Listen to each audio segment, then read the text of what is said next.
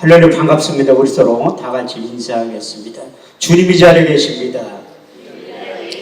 다시 한번 하겠습니다. 오늘 좋은 일이 일어납니다. 아멘 하신 분들에게 좋은 일이 일어나게 될 줄 믿습니다. 지금 아멘 하신 분들에게 하나님의 더 큰 은혜가 임하게 될 줄 믿습니다. 신명기 27장 말씀을 보면 내 백성아 너희가 내 말에 응답하여 아멘 할지어다. 내 백성아 너희가 내 말에 화답하여 아멘 할지어다. 성경은 우리가 아멘만 잘해도 하나님께 영광을 돌리게 된다고 이렇게 말씀하고 있습니다. 고린도서 1장 20절 말씀을 보면 하나님의 약속의 말씀은 얼마든지 그리스도 안에서 예가 되니 그런즉 그로 말미암아 우리가 아멘하여 하나님께 영광을 돌리게 된다고 말씀하고 있습니다. 여기서 있는 강사의 말로 들어봤자 아무런 의미도 없어요. 저는 실력도 없고 능력도 없지만 그렇지만 제 입을 통해 선포되어지는 하나님의 약속의 말씀은 요한복음 6장 63절 말씀대로 살리는 것은 영이니 육은 무익함이라. 내가 이른 말이 영이요 생명이 될 줄 믿습니다. 더 나아가 10편 107편 20절에서 21절 말씀을 보면 저가 그 말씀을 보내 저희를 고치사 이경에서 건져 내시는도다. 주의 인자하심과 인생에 행하신 기이한 일들을 인하여 주를 찬송하는 삶의 놀라운 변화가 반드시 나타나게 될 줄 믿습니다. 우리가 하나님 앞에 말씀 듣기 전에 하나님이 이제 찬미의 제사를 이미 받은 것 같아요.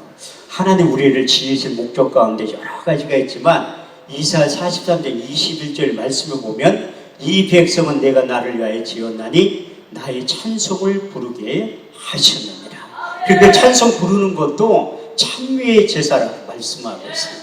히브리서 13장 15절 말씀을 보면 우리가 예수로 말미암아 항상 찬미의 제사를 하나님께 드리자. 이는 그 이름을 증거하는 입술의 열매라고 말씀하고 있습니다. 우리 장미라 목사님이 찬양 인도할 때 여러분들이 박수 치면서 찬양 부르는 것도 다 성경이 그렇게 찬양 부르라고 써 있어요. 시편 47편 1절 말씀을 보면 만민들아 너희는 손바닥을 치고 즐거운 소리로 외칠지어다.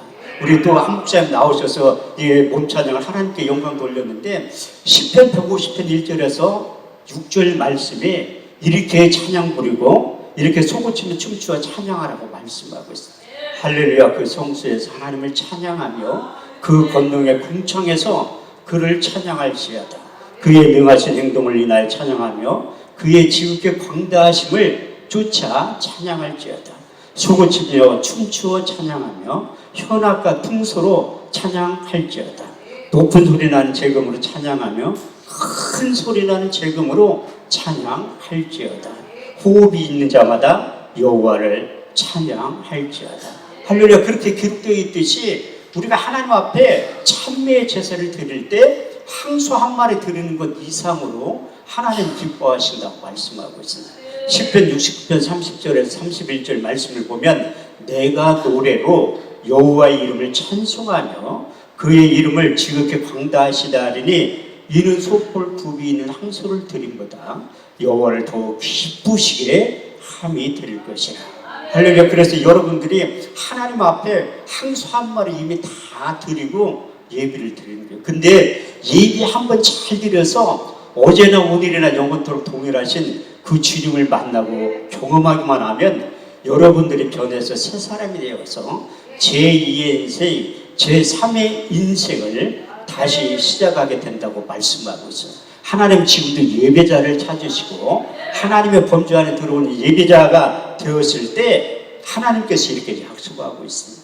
저렇게 20장 24절 말씀을 보면 내게 토단을 쌓고 그의 너희 양과 서로 너희 번제와 화목제를 드려라. 우린 내 이름을 기념하는 곳에 내가 강림하여 복을 주리라. 구약의 예배 한번 잘 드려서 수지받은 사람이 있는데 솔로몬이에요. 솔로몬. 역대하 1장 6절에 12절 말씀을 보면 여호와 피막 앞에 이르러 1000개의 희생으로 번제를 드렸더라. 이 밤에 하나님께서 솔로몬에게 나타나 이르시되 내가 내게 무엇을 줄고 너는 구하라. 솔로몬이 하나님께 여짜오되 주께서 내 아비 다윗에게 큰 은혜를 베푸시고 나로 대신하여 왕이 되게 하셨사오니 주 여호와 영컨대 내 아비 다윗에게 호한 것을 이제 내게 굳게 하옵소서. 내게 지혜와 지식을 주사 이 백성 앞에 출입하게 하옵소서. 이렇게 티끌같이 많은 주의 백성들을 누가 등이 재판하리까. 여호와께서 솔로몬에게 이르시되 내가 부나 재물이나 존영이나 원수의 생명노락을 구하지 아니하고 내 백성을 치료하기 위해서 지혜와 지식을 구하였으니 그러므로 이제 내가 내게 지혜와 지식을 주고 부와 재물과 존영도 함께 주신다고 하신 솔로몬에게 허락하여 주셨던 동일한 은혜와 역사가 여러분들의 삶 가운데, 인생 가운데, 가정 가운데, 사업 가운데 바른 신뢰의 표적 과학적으로 반드시 나타나게 될 줄 믿습니다. 오늘 본문 말씀에 보면 모세를 통해 만들었던 거룩한 간유가 사람의 몸에 부었을 때 나타난 현상에 대해서 기록되어 있습니다. 내게는 여호와의 크게 임하리니 너도 그들과 함께 예언을 하고 변하여 새 사람이 되었다고 말씀하고 있습니다. 그 거룩한 간유를 우리 하나님께서 가장 자세하게 하나님의 영으로 감동된 모세에게 가르쳐 주셨습니다.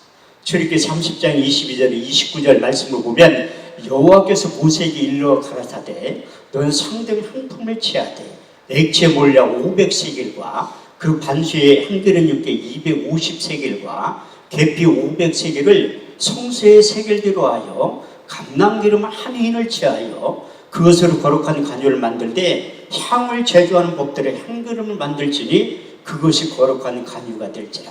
너는 그것을 해막과 증거궤에 바르고 상과 그 모든 기구며 등대와 분향단과 받침대에 발라 그것들로 거룩한 지성물로 구별하라. 물은 이것에 접촉하는 것마다 거룩하게 구별되리라. 할렐루야. 이렇듯이 모세를 통해 만들었던 거룩한 간유를 이제 물건과 기구에 발랐을 때 거룩한 지성물로 구분이 되었다고 말씀하고 있습니다. 이 하늘산 기도원에도 이제 물건이라고 하지 않고 성물이라고 하는 이유가 무엇인가 하면 보이지 않은 거룩한 간유가 칠해지고 발라져 있기 때문에 성물이라고 하는 이유가 바로 거기에 있습니다. 그래서 이 기도원 안에 있는 모든 것은 종이컵 하나라도 하나님의 물건 성물이기 때문에 여러분들이 소중히 여겨야 될 줄 믿습니다. 그 거룩한 간유를 사람의 몸에 부으면 이로부터 왕의 능력, 제사장의 능력, 선지자의 능력이 임하게 된다고 말씀하고 있습니다. 출애굽기 30장 30절의 말씀을 보면 너는 아론과 그의 아들들에게 기름을 발라 그들로 거룩하게 하고 제사장의 직분을 행하게 한다고 말씀하셨고 열왕기하 9장 3절 말씀을 보면 기름병을 가지고 와서 그 머리에 부으며 이르기를 이스라엘 왕이 된다고 약속하셨고 열왕기상 19장 16절 말씀을 보면 너는 엘리사에게 기름을 부어 너로 대신하여 선지자의 직분을 행하게 된다고 말씀하고 있습니다. 그 거룩한 간유가 사람의 몸에 부었을 때 이로부터 왕의 능력, 제사장의 능력, 선지자의 능력이 임하게 되고 기구에 칠해지고 발라질 때 거룩한 지성물로 바뀌어지게 된다고 말씀하셨는데 하나님 여기 천부에서 이것을 함부로 만드는 자나 타인의 몸에 함부로 붓는 자는 그 백성 중에서 끊쳐지게 되는 경계의 말씀도 하셨어요. 출애굽기 30장 31절에서 33절 말씀을 보면 이것은 너희 대대로 거룩한 간유니 이 방법대로 이와 같은 것을 만들지 말며 사람의 몸에 붓지 말라. 이것은 거룩하니 너희는 거룩히 여겨라.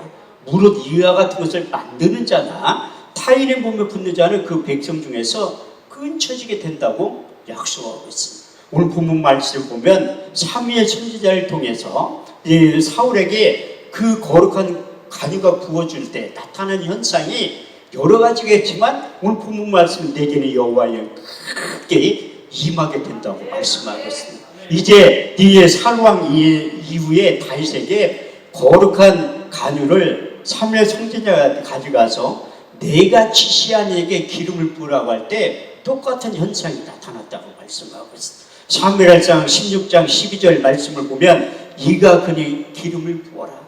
사무엘의 기름불을 취하여 그의 형제 중에서 그에게 부었더니 이날 이후로 여호와의 신에게 크게 감동되니라.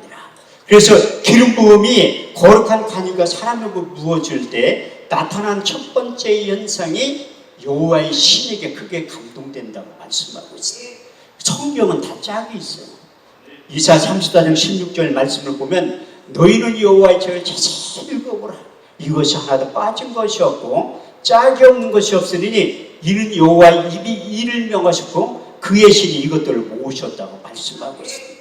그래서 그 여호와의 신이 무엇인가 하면 이사야 11장 2절 말씀을 통해 자세히 풀고 있는데 주 여호와의 신 곧 지혜와 총명의 신이요 모략과 재능의 신이요 지식과 여호와를 경외하는 신이라고 말씀하고 있습니다. 그 구약 시대에는 이제 하나님의 영으로 감동되기 위해서 모세를 통해 만들었던 거룩한 관유가 이로부터 임할 때 능력이 임했다고 말씀하고 있습니다. 근데 왜 말씀이 육신도 오신 이 신약 시대를 살아가고 요즘 시대를 살아가는 우리들에게 예수 그리스도 안에 있으면 새로운 피조물이 되었다고 말씀하고 있습니다. 고린도 5장 17절 말씀을 보면 누구든지 그리스도 안에 있으면 새로운 피조물이라 이전 것이 지나갔으니 보라 새 것이 되었다고 말씀하고 있습니다. 그래서 이게 많은 분들이 새 것이 되는 게 성형외과 가서 이렇게 성형 수술하면 새 것이 되는 게 아니라 내면의 질서가 새롭게 창조돼서 새로운 삶으로 변하게 된다고 말씀하고 있습니다. 그래도 여기도 연세 드신 분들 별로 없는데 아니 내가 나이가 60이 넘고 70이 넘었는데 어떻게 변해서 새 사람이 되냐고 이렇게 말씀하시는 분들도 있는데 그래서 성경은 짝이 있는 거예요.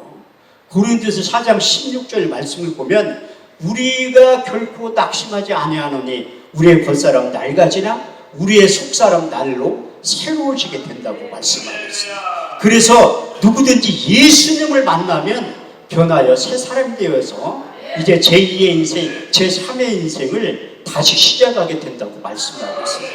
신약을 대표할 만한 이 새 사람이 누군가 하면 사도 바울이라고 말씀하고 있습니다. 왜? 그가 변하여 새 사람이 되었기 때문에 새 사람이라는 단어를 신약에 3번 그렇게 했어요.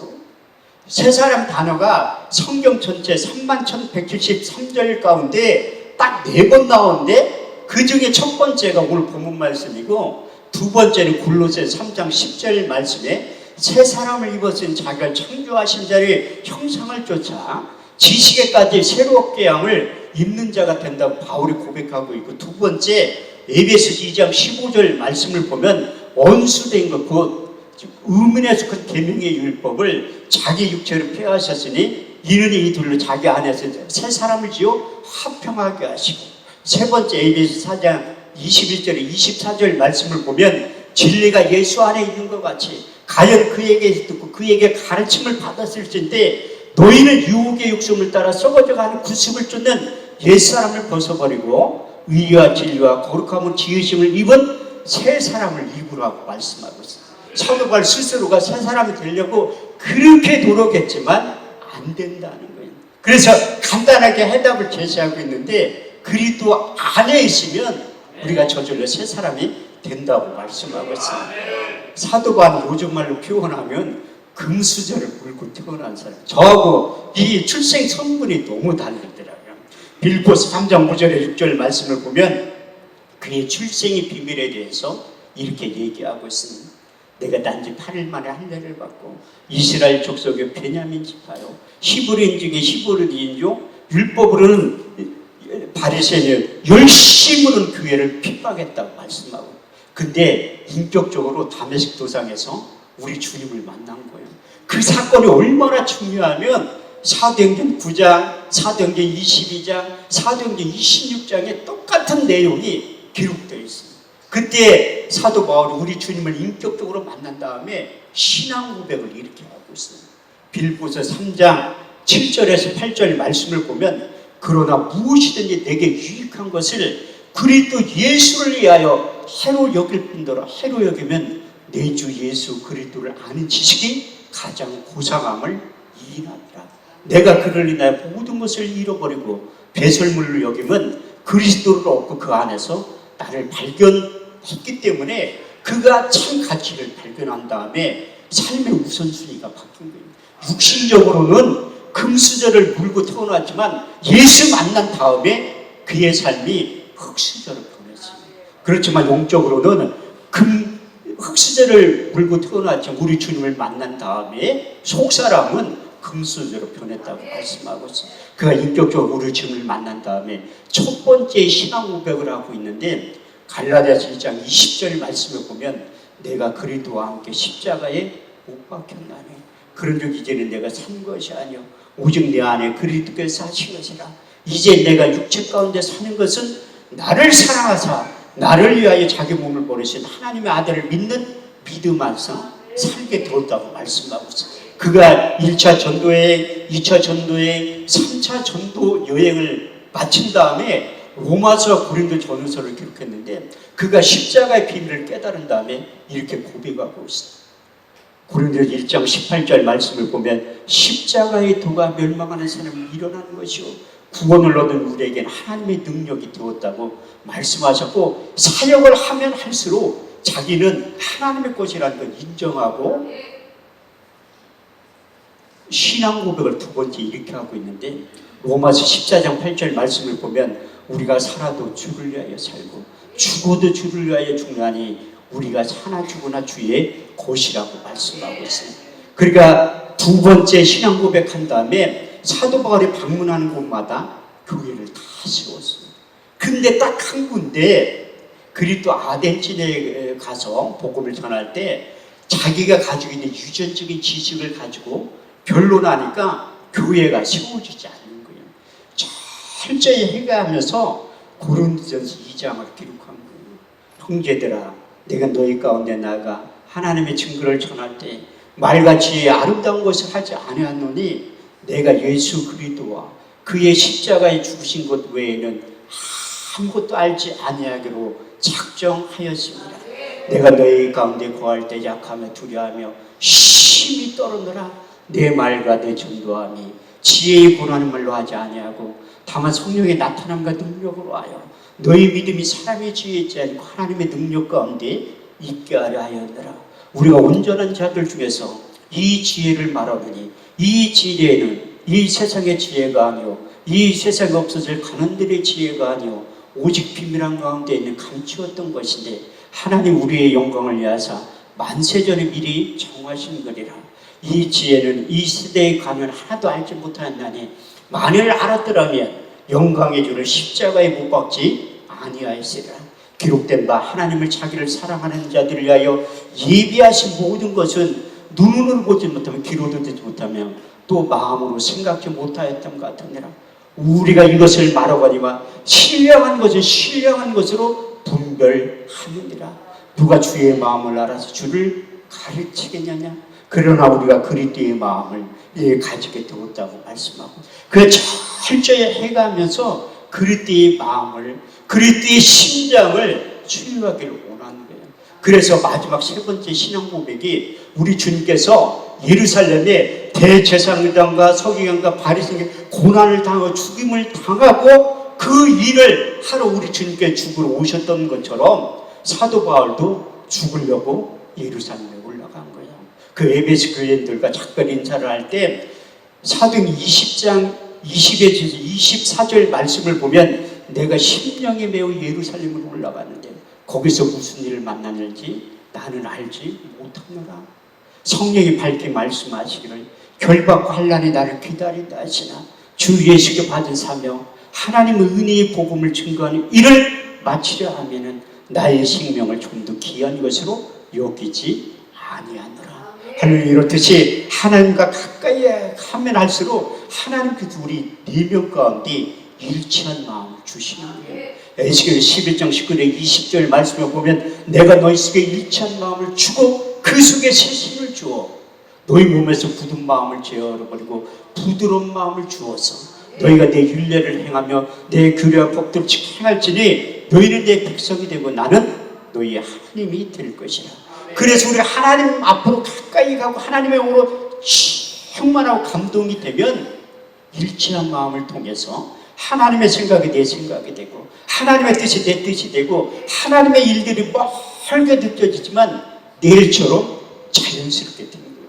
사도 바울은 다메섹 도상에서 우리 주님을 만났지만 여기서 있는 강사는 이 하늘산 기도를 통해서 히브리서 13장 8절 말씀대로 어제나 오늘날에 영원토록 동일하신 그 주님을 만난 거예요. 제가 일찍이 신학을 공부하고 이제 사역자의 길로 가야 되는데 이제 혼미한형이 집어넣어가지고 이제 세상 가운데 갔다가 회개하고 온 거예요. 회개를 딱 왔는데 옛날에 80년대 후반 신학교 다닐 때 여기 기도하러 많이 왔었거든요. 그 생각이 나는 거야. 그래서 내가 어떻게 세상 가운데 내 목회를 안 하니까 나 혼자 망하는 게 아니라 내 주변에 있는 사람들도 다 망해. 하나님은 한 사람 목사, 저 20년 만에 목사 안수 받은 사람이에요. 딱 우리 교단은 한 8, 9년이면 받는데 나는 2배 이상 걸렸다니. 그만큼 한 사람 목사 만드는 하나님이 오래 참으셨고 우리 거래처에 있는 사람들 다 망하게 한 거예요. 나 한 사람 때문에. 근데 그래도 불순종하니까 저는 신령한 목사가 아니거든요. 근데 하나님의 음성을 들었어. 너 목회할래? 내 딸 데려갈까? 내가 집에 딱 들어가니까 우리 집사람이 아유 이제 당신 회개할 때가 됐다는 거. 무슨 해가냐니까 하늘이 데려간다는 음성을 들었다는 거야. 그때 언제니까 내가 들은 음성하고 똑같아. 그래서 내가 회개하려고 여기 온 거예요. 근데 하도 오랜만에 오니까 들어온 입구가 안 보여. 첫 번째 돌을 때, 두 번째, 세 번째. 아직 회개할 때가 안 됐다. 내가 한 번만 더 돌아가지고 안 보이면 집에 가야지. 그렇게 했는데 하나님은 나를 그 시간표가 맞춘 거예요. 네 번째 딱 돌 때 21년 8월 달에 제가 여기 온 거예요. 근데 하도 오랜만에 찬송 소리를 들으니까 생소해. 그래서 점심을 안 먹어 청평에 가가지고 점심 먹고 왔는데 그 오후에 참석하고 싶은 마음이 하나도 없어. 이게 저도 신학교 다닐 때 거의 철야했다시피 했는데 예배에 집중하지 않으니까 새벽 예배 빠져, 금요 철야 빠져, 수요일날 빠져, 주일날 저녁 빠져, 주일 성수도 안 해요. 나 혼자 교회 안 가면 괜찮은데 교회 가고 있는 집사람과 딸을 핍박하고 있어. 교회 가지 말라고. 그래 몇 년 동안 집사람들 신앙생활 못했다니까요.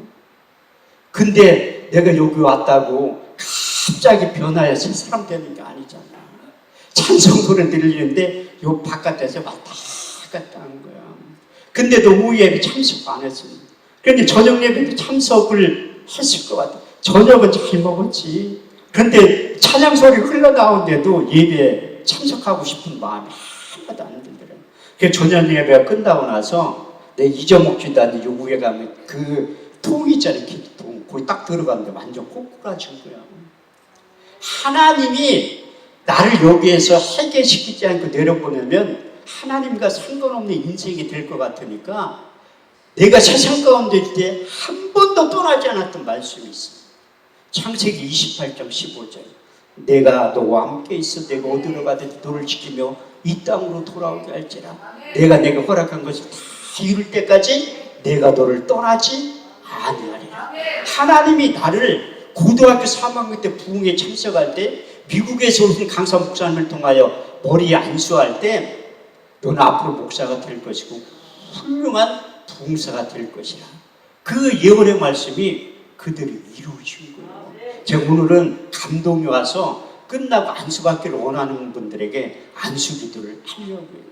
이 안수기도도 삼박자가 맞아야 돼요. 안수하는 목사의 능력이 있어야 되고 두 번째 더 중요한 게 있는데 안수기도 받는 사람의 믿음이 있어야 돼. 더 중요한 것은 하나님이 역사를 하셔야 돼. 안수기도의 비밀에 대해서 시편 139편 5절에서 6절 말씀을 보면 주께서 내 전우를 다니시며 내게 안수하셨나이다. 이 지식이 너무 기한이 높아서 내가 능히 감당치 못하겠나이다. 저에겐 특별히 일반 목사님들이 없는 지식의 말씀의 은사가 있어요. 요즘은 그래도 여러분들이 내가 한 20분 설교하니까 뭐 설교를 저렇게 성경을 읽어주네? 이렇게 하시는 분들이 있어서 이제 후반부는 간증을 하는 거예요. 제가 성경만 가지고 집회를 하면 첫날, 이튿날, 둘째 날까지는 뭘 설교를 줬다 이래. 내가 양평 금식기도는 한참 집회를 많이 할 때 금식하는 목사님들이 나를 불러. 아니 목사님 설교를 왜 그따위로 하냐고. 3일째 되면 나흘째 되면 다 잘못했다고 해요. 그게 말씀의 권세와 능력이에요. 그래서 저에게 주셨던 그 성경, 여기 특히 목사님들은 나에게 주셨던 지혜의 말씀에서 지식의 말씀의 은사가 필요하다니까. 그래서 디모데후서 1장 6절 말씀을 보면 내가 나의 안수함으로 내 속에 있는 하나님의 은사가 다시 불을 듯하게 되는 거예요. 하나님 이미 여러분들에게 그 은사를 다 줬는데 그게 누군가를 통해서 활활 타오르려야 되는데 그걸 못하는 거예요. 그래서 하나님처럼 강사를 세워주고 그 사역을 하는 거예요. 세 번째는 신명기 34장 9절 말씀을 보면 모세에게 허락하여 주셨던 능력이 안수할 때 여호수아에게 임파테이션 됐다고 말씀하고 있죠. 모세가 눈의 아들 여호수아에게 안수하였으므로 그에게 지혜의 신이 충만하니 이스라엘 자손은 모세에게 명하신 대로 여호수아의 말을 순종하였다고 말씀하고 있습니다. 그런데 저는 인위적으로 안 해요. 저는 기도원 집회하러 갈 때 안수받을 사람 나오라고 하면 어떤 때는 한 명도 안 나와. 설교를 못하니까 안 나오죠. 은혜 때문에 나온다니까요. 제가 대구 주암산 기도원에서 개인 집회를 5번 했는데 처음에 갈 때는 경상도 사람들의 특징이 그거야. 눈치만 봐. 설교 끝나고 나서 안수기도 받을 사람 나오라고 하니까 한 명도 안 나오더라고요. 그 다음날 설교 끝나고 나오라고 하니까 90%가 받았다니까요. 제가 양평기도원에서 집회를 많이 할 때 여기 앞에 계신 사회 보신 사무총장 목사님이 내가 안수할 때 물 먹여주면 땅 닦아오면서 밤 12시까지 난 최선을 다했어요. 왜냐하면 기도원에 놀러 온 사람 한 명도 없어. 죽고 사는 문제가 달려있는 분들이 기도해 오는 거지. 그래 난 최선을 다해서 설교하는 이유가 바로 거기에 있어요. 근데 여러분들 하늘산 기도 잘 오신 게 뭐냐면 제가 신학교 다닐 때부터 30년 전 올 때 하나님 육의 신비에 새겨진 3가지의 말씀이 있어요. 이런 하늘산 기도원을 이끌러 간다고 하신 그 약속의 말씀이 있어요. 첫 번째가 역대하 6장 20절 말씀입니다. 주께서 전에 말씀하시기를 내 이름을 거기 두르라 하신 곳 이곳을 향하여 주의 눈이 주야로 보시며 종들이 이곳을 향하여 비는 기도를 들어 응답하시는 기도원을 이끌어 가시네. 두 번째 이사야 56장 7절 말씀을 보면 내가 그를 나의 성산으로 인도하여 기도하는 내 집에서 그들을 기쁘게 할 것이며 그들의 번제의 이생은 나의 단을 기꺼이 받게 되리니 내 집은 만민이 기도하는 집이라 일컬음을 얻게 될 것이라. 세 번째 역대하 7장 15절에 16절 내가 이 전을 택하고 거룩하게 하여 내 이름을 영영히 거기 있으리라 하였느니라. 내 눈과 마음이 항상 여기에 있느니라. 할렐루야. 이렇듯이 그래가지고 제가 그 대성전 임대에서 집회를 해보고 싶은데 할까 말까 하다가 지난 주간에 8.15 성회를 우리 단체에서 여기서 한 거예요. 근데 나는 신령한 목사가 아니라 우리 주님을 그렇게 사모해서 보기를 원했는데 3번밖에 못 봤다니까 여태까지. 그런데 지난 주간에 봤어. 우리 주님께서 여기에 왔다 갔다 하시더라. 그래서 내가 금요일날 총무 목사님한테 가개혁을 하는 거예요. 내년 6월 23일부터 26일까지 300명 이상의 성도님을 초청해서 대성전에서 3박 4일 동안 집회를 하려고 해요. 아니 내년에 하는 집회를 왜 지금 얘기하냐? 아니 여러분들 오시라고 하는 거예요. 여러분들이 내가 원목 목사님 허락 안 받아도 하늘산 기도원 홍보위원회 되셔서 부지런히 홍보하셔야 돼. 이런 기도원 이제 생기기 힘들어요. 문 닫으면 큰일 난다니까. 그래서 기도원은 여러분들이 살리는 거예요. 여러분들이 이 기도원을 위해서 헌신하고 기도해 주셔야 돼. 그리고 시간 날 때마다 올라와서 예배에 참석해 주셔야 된다니까. 그래서 사도 바울의 다메섹 도상에서 우리 주님을 만났지만 저는 요 뒤에 올라가서 그 기도통 안에서 내가 만난 거예요. 탁 꼬꾸라진 다음에 눈물을 흘리기 시작하는 거야. 새벽 예배 드릴 때까지 울었어요. 새벽 예배 드릴 때까지. 그 5가지의 말씀을 육의 신비에 새겨주셨어. 그때부터 말 잘할 수 있는 능력을 하나님 허락하시고 우리가 칠남매인데 말 하나도 못해. 근데 사도 바울도 말을 무지하게 못했어. 말을 얼마나 못했으면 성경에 써있다니까요. 고린도 10장 10절 말씀을 보면 그 편지는 중하고 힘이 있으나 그 몸으로 대할 때는 말이 시원치 아니라. 말을 얼마나 못했으면 이렇게 말을 못한다고. 또 본인도 고백해요. 고린도 11장 6절 말씀을 보면 나는 말에는 조라나 지식에는 그렇지 아니하니라. 사도 바울이 설교하다 사람 죽인 적도 있다니까. 나는 설교 21년 동안 하면서 설교하다 사람 죽인 적은 한 번도 없어요. 졸교할 수 있는 능력은 있어도. 여기 한 사람 조는 분이 있는데 난 졸교할 수 있는 능력이 있어도 그래도 내가 사도 바울도 말 잘하는 거. 우리가 7남매인데 말을 무지하게 못해. 가끔가다 형제들끼리 만나고 식당에서 식사를 하고 우리는 주문도요 말로 안 해. 손가락으로 하지 메뉴판 보고. 식사 다 하고 나갈 때 되면 주인 아줌마가 봉어리 아니었냐고 물어봐. 한마디도 안 해가지고. 그게 동생이 목동에 사는데 보고 싶으면 가끔가다 연락해. 형 보고 싶다. 그러면 야 교회로 와라. 그러면 교회는 절대 안 와. 집으로 놀러 오래. 용돈 준다고. 그럼 얼른 가야지. 신방울 돈 준다는데 딱 들어가면 형 왔어요? 잘 있었냐? 끝이야 그게. 2시간 동안 얼굴만 쳐다보고 있어. 재수씨는 답답해 죽겠대. 오랜만에 형제들 만났으면 얘기를 해야지. 재수씨가 상당히 똑똑한 여자예요. 서울대 나왔으면 얼마나 똑똑했어. 근데 60 넘으니까 중학교 나온 큰 누나랑 그 수준이 똑같아.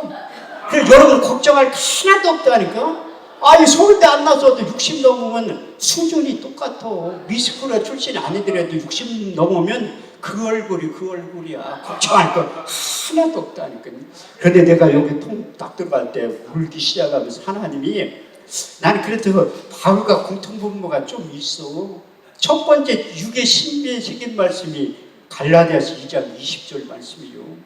내가 그리스도와 함께 십자가에 못 박혔나니 그러므로 이제는 내가 산 것이 아니요 오직 네 안에 그리스도께서 사신 것이라. 이제 내가 육체 가운데 사는 것은 나를 사랑하사 나를 위하여 자기 몸을 버리신 하나님의 아들을 믿는 믿음 안에서 살게 된다. 두 번째는 로마서 14장 8절 말씀. 우리가 살아도 주를 위하여 살고 죽어도 주를 위하여 죽나니 사나 죽으나 우리가 다 주의 것이다.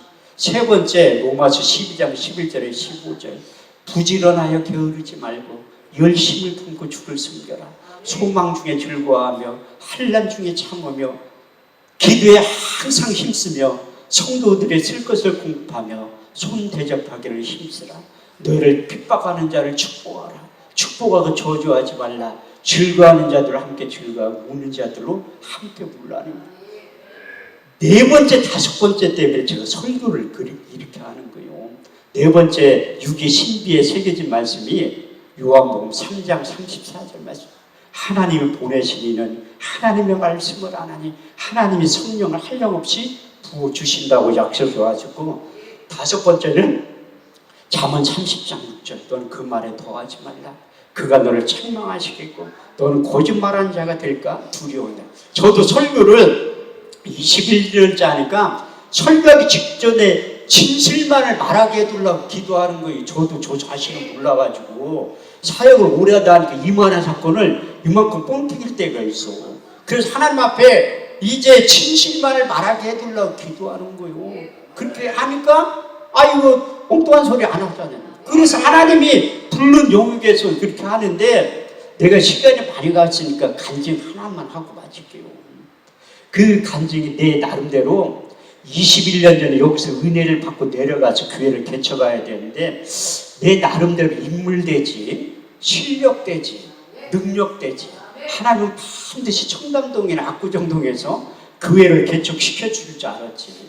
웬걸 이사야 55장 8절에 9절 말씀을 보면 내 생각은 너의 생각과 다르며 내 길은 너의 길과 달라서 하늘이 땅보다 높은 같이 내 생각은 너의 생각보다 높으니라. 제가 분당 처음에 짓기 전에 판교부터 살았거든요. 15년 살았는데 지금의 태평사동 그렇게 못 사는 동네가 있는지조차도 몰랐다니까요. 거기에서 교회를 개척한 거예요. 아니 돈이 있을 때 교회 개척하면 얼마나 좋아. 물질에 대해서 깨끗할 때 교회를 개척해요. 물질이 깨끗한 게 뭐냐면 돈이 한 푼도 없다는 거야. 돈이 한 푼도 없으니까 오히려 목회하는 쉽더라. 왜? 싫으나 좋으나 위에만 쳐다보아야 돼. 그래서 교회 개척을 딱 했는데 새 사람 순복음교회라고 교회 간판을 크게 2개 걸어놨어. 그런데 사람들이 기도봐도 못 오라고. 신기하게. 그게 브랜드의 힘이에요. 조용기 목사님의 능력이 있지 나 같은 햇병아리가 무슨 능력이 있어. 근데 지금은 실비보험이 하나님이야. 실비보험 들은 사람들은 교회 안 온다니까. 목사님이 기도해달라고 안 해. 병원부터 갔다가 못 고친다고 하면 기도해달라고 해. 근데 거기 못 사는 동네잖아. 병원 갈 돈도 없으니까. 지금부터 21년 전이에요. 그러니까 사람들이 와. 성경에 써 있잖아. 믿는 자들에 따른 표적 5. 믿는 자들에게 이런 표적이 따르니 저희가 내 이름으로 귀신을 쫓아다녀 새 방언을 말하며 뱀을 집으며 무슨 독을 마실지라 해를 받지 아니하며 병든 사람의 손을 얹은즉 나으리라 써있죠. 근데 저희 사역 가운데는 한 자에게 손을 얹고 기도할 때 병든 사람의 손을 얹은즉 죽으리라. 저 사람 많이 죽였다니. 근데 신기한 건 한 번도 고소를 안 당한 거야. 그래도 기도를 해. 제가 치유에 관한 출애굽기 15장 26절 말씀을 고등학교 2학년 때 암송한 말씀이에요. 너희는 너희 하나님 여호와의 말씀을 청종하고 나의 복에 의를 행하며 내 계명의 길을 기르고 내 모든 규례를 지켜 행하면 내가 애굽 사람들의 모든 질병 하나라도 너희에게 내리지 아니하리니 나는 너희를 치유하는 여호와 하나님이라. 아이고 암송만 하면 뭐해. 저희 사역 가운데 성경은 병든 사람을 손을 얹는데 낫는다고 써있는데 죽는데 너무 괴로운 거야. 근데 하나님이 저를 의대에 입학시켰어요. 제가 의사 시위에 가서 자랑을 많이 하지. 나도 의대 출신이라고. 우리는 제일 좋은 의대 나왔다고 하면 자꾸 물어봐. 서울대 나왔냐 연세대 나왔고. 나는 그보다 훨씬 좋은 의대 나왔다고. 어디 나왔니? 나는 사람이 만든 의대 출신이 아니라 예수님이 만든 천국병원 의대 출신이라. 그렇게 담대하게 얘기한다니까. 내가 한 명도 한 자를 못 고치니까 우리 주님께 나를 천국병원에 입학을 시킨 거예요. 우리 교회 앞에 할머니가 한 명 왔어. 신부전증 환자인데 기도 좀 해둘래. 나 못한다고 했지. 오랜만에 새신자 왔는데 안수해서 죽으면 어떻게 해. 못한대. 투석 어디로 받으러 가냐니까 개포동으로 간대. 태평사동에. 그러면 새벽 예배 끝나면 오세요. 내가 모셔다 드릴게. 아유 목사님 바쁜데 어떻게 나를 태워다 줘요. 나 하나도 안 바빠요. 신방을 가고 싶어. 신방 받을 사람 우리 집사람하고 딸밖에 없는데 아유 할 일이 뭐가 있어. 거기는 모셔다 드려야지. 지금도 투석 받는데 4시간 걸리죠. 4시간. 딱 4시간 걸리는데 차에서 초라한 내 모습을 보는 거야. 나는 순복음교회 목사의 자존감이 대단한 사람이에요. 아니 순복음교회 목사가 사람 한 명도 못 고쳐가지고 이러한 초라한 내. 그래서 새롭게 성경을 읽기 시작한 거야. 성경을 딱 읽다 보니까 마태복음 4장 23절에 24절 말씀을 기록되어 있다. 예수님께서 사역할 때 3대에서 가르치고 고치시고 전파하시고 예수께서 온 갈릴리 두루 다니사 저희에 해당해 천국 복음을 전파하세 백성 중에 모든 병과 모든 악한 것을 고치셨으니 그의 소문이 온 이스라엘에 퍼진지라.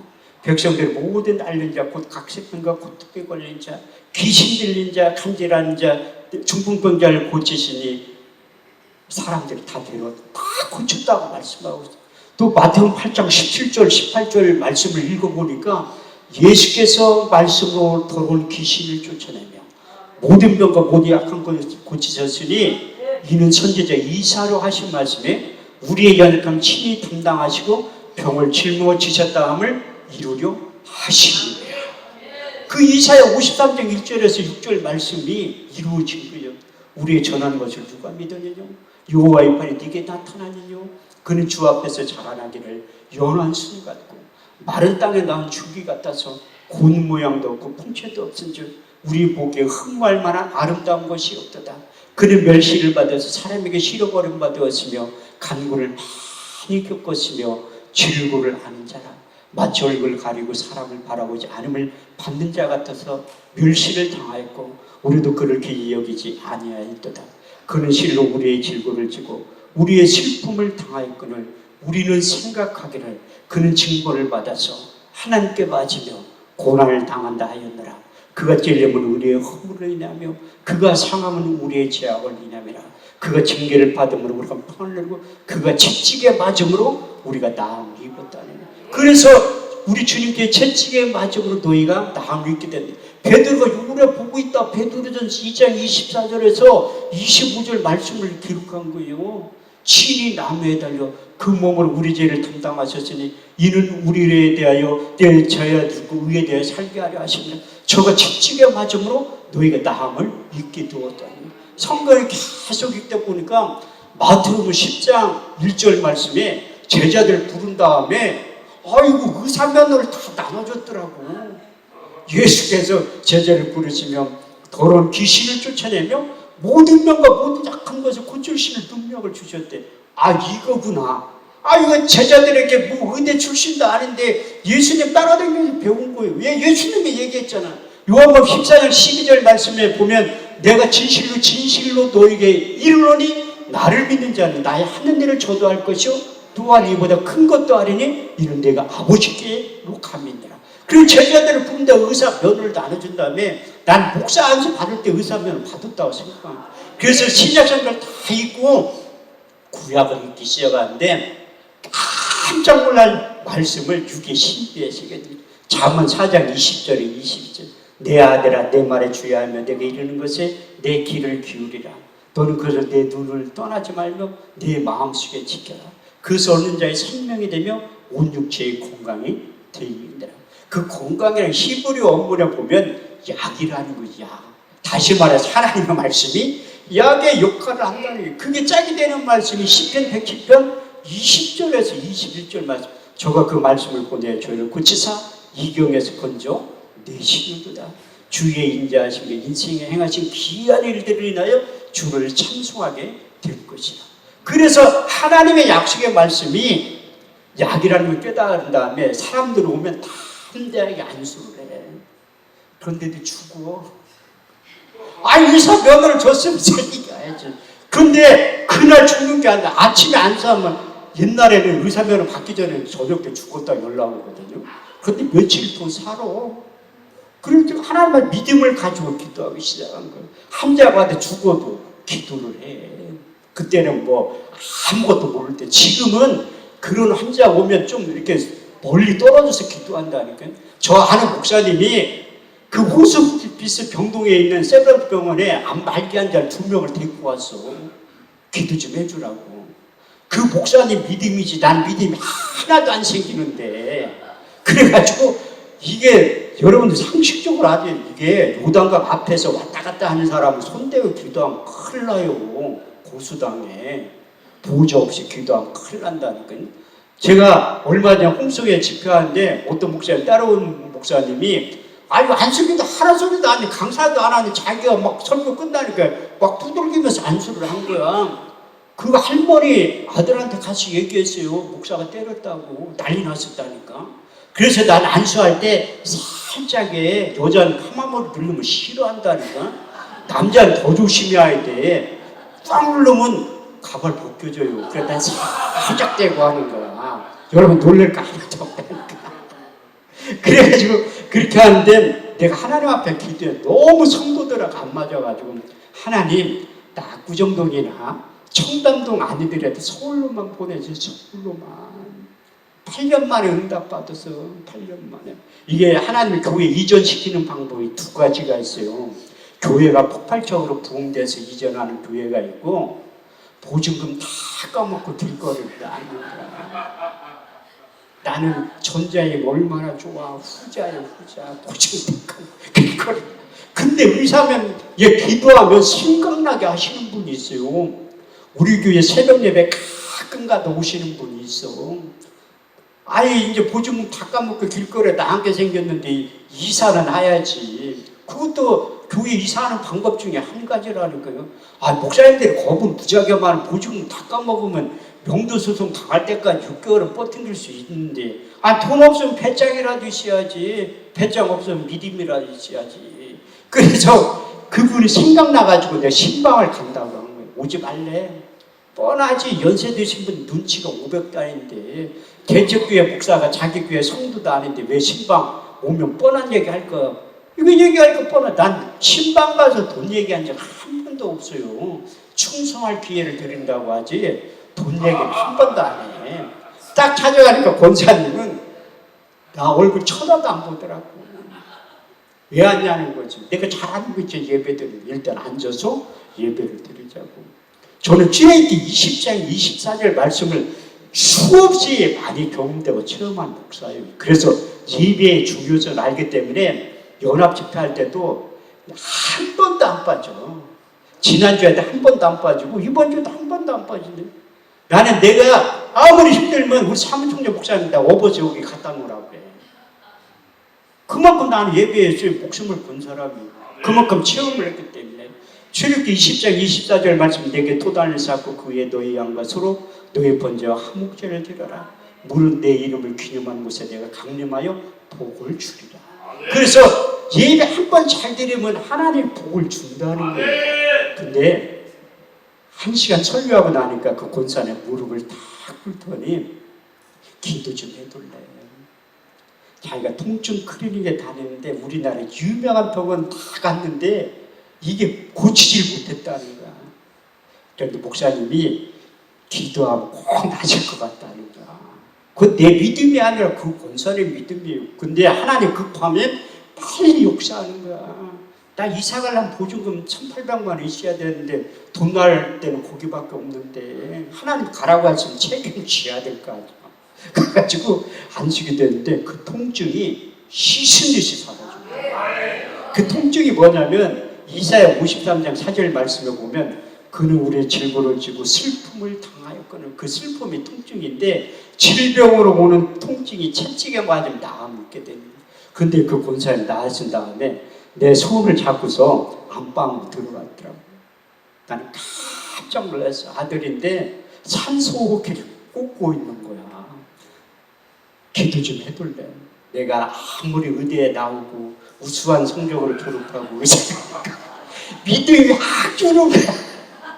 언제 쓰러졌냐니까 3년 됐대. 3년. 아니 엊그저께 쓰러졌어도 일어날까 말까 하는데 왜 여기 병원 안 있고 여기 있냐니까 재활병원 갔다가 또 집에 왔다 또 가는 거래. 지금도 그렇게 한다고 하더라고요. 근데 기도 좀 해둘래. 왜 영적인 세계는 받은 자 외에는 모르잖아요. 그 권사님이 나섰기 때문에 기도하면 나실 것 같다는 거야. 기도를 해달라는데 한 20분 하니까 미천 딸려 할 게 없어. 치유에 관한 말씀을 다 끄집어내서 기도하니까 미천 딸리니까 할 기도가 없지. 애라 물어봤더니 이제 방언으로 기도해. 난 방언 기도의 동력을 믿는다는 거예요. 방언을 말하는 자는 사람에게 하지 아니하고 하나님께 하나니 이는 알아듣는 자가 없고 그 영으로 비밀을 말하느니라. 내가 만일 방언으로 기도하면 나의 영이 기도하거니와 내 마음의 열매를 맺지 못하느라. 그러면 우리가 어떻게 알고 내가 영으로 기도하고 마음으로 기도하고 영으로 찬송하고 영의 마음으로 찬송하고 내 이성은 고정관념 때문에 안 난다는 거야. 그냥 방언으로 기도하기 시작합니다. 한 20분 기도하다가 이렇게 쳐다봤지 일어나면 안 해. 일어날 리가 없지. 내가 믿음이 없는데 일어나면 안 있는 거지. 계속해서 기도하니까 믿음이 생성이 됐어. 두 가지의 말씀을 유교 신비에 지거든요. 첫 번째가 마태복음 19장 26절. 사람은 할 수 없으니 하나님은 다 하실 수 있느니라. 두 번째 시편 30편 2절. 내가 여호와께 부르짖으며 내 병을 고치셨나이다. 근데 그 안수집사는 권사님이 쓰러졌어. 왜 쓰러졌을까요? 그 환자가 일어났다니까. 별로 놀라지도 않고 이용건 목사님은 수없이 식물인간을 많이 일으켜서 그런지 저에겐 최초의 사건이라니까요. 그래서 그분이 뭐 필요한 거 있냐고 물어보더라고요. 그때나 지금이나 순진하지. 1,800만 원만 돌라고 했어요. 그 의사. 지금 같은 공짜리를 하나 더 붙여야 되는데 1억 8천 돌락에도 주지. 그분이 성남에서 꽤 잘 사는 분인데 나 같아도 주지. 그래도 그 1억 8천 받았으면 얼마나 좋겠어. 1,800만 원 가지고 이사 간 거예요. 시간이 많이 갔기 때문에 이어서 설교 듣고 싶으면 10월 2일 날 오셔. 내가 4일 날까지 6번 주간 집회하니까 그때 오시라니까. 여러분들이 상상할 수 없는 일들이 있어요. 하나님 지금도 죽은 자의 하나님이 아니라 산 자의 하나님이에요. 그러니까 여러분들이 오늘 기도할 때 저는 여러분들의 기도 제목을 모르잖아. 그 예배 가운데 말씀으로 이미 하나님이 찾아오신 거예요. 우리가 인생을 살아가다 보면 앞에는 홍해가 가로막혀 있고 뒤에는 애굽의 군대가 따라오는 내 힘과 능력 도저히 감당하지 못할 때 하나님께 이런 말씀하시는 거예요. 모세가 백성에게 이르기를 너희는 두려워하지 말고 오늘날 너희하여 힘하시는 구원을 보라. 너희가 오늘 본 애굽 사람을 영원히 보지 아니하리니 여호와께 너희를 위하여 싸우시니 너희는 가만히 있을지어다. 내 힘과 능력으로 안 될 때는 가만히 기도하고 하나님의 은혜를 구하는 거예요. 그때 하나님 은혜 속에 살아갔던 사도 바울이 두 가지로 이렇게 고백하고 있습니다. 고린도서 4장 8절에서 9절 말씀을 보면 우리가 사방을 우겨 싸움을 쌓이지 아니하고 답답한 일을 당하여 낙심하지 아니하고 핍박을 받아도 버림받지 아니하고 거꾸로 됨을 당하여도 망하지 않게 된다고 고백한 다음에 다시 한번 간증하는데 고린도서 6장 9절에 10절 말씀을 보면 무명한 자 같으나 유명한 자요 죽은 자 같으나 우리가 살고 징계를 받는 자 같으나 우리가 죽임을 당하지 아니하고 근심하는 자 같으나 항상 기뻐하고 가난한 자 같으나 많은 사람들을 부유케 하고 아무것도 없는 자 같으나 모든 것을 소유한 자로 만들어 주실 줄 믿습니다. 하나님께서 여기서 강사의 입을 통해서 이렇게 말씀하시니 두려워 말라. 내가 너와 함께함이라. 놀라지 말라. 나는 너희 하나님이 됩니다. 내가 너를 굳세게 하리라. 참으로 내가 너를 도와주리라. 참으로 나의 오른손으로 너를 붙들어 주신다고 하신 하나님이 부르짖어서 기도하라는 거예요. 예레미야 33장 2절에서 3절 말씀을 보면 이를 행하는 여호와 그것을 지어 성취하는 여호와 그 이름을 여호와하는 자가 이같이 말하노라. 너는 내게 부르짖으라. 내가 내게 응답하겠고 내가 알지 못하는 크고 비밀한 일을 내게 보여주신다고 약속하고 있습니다.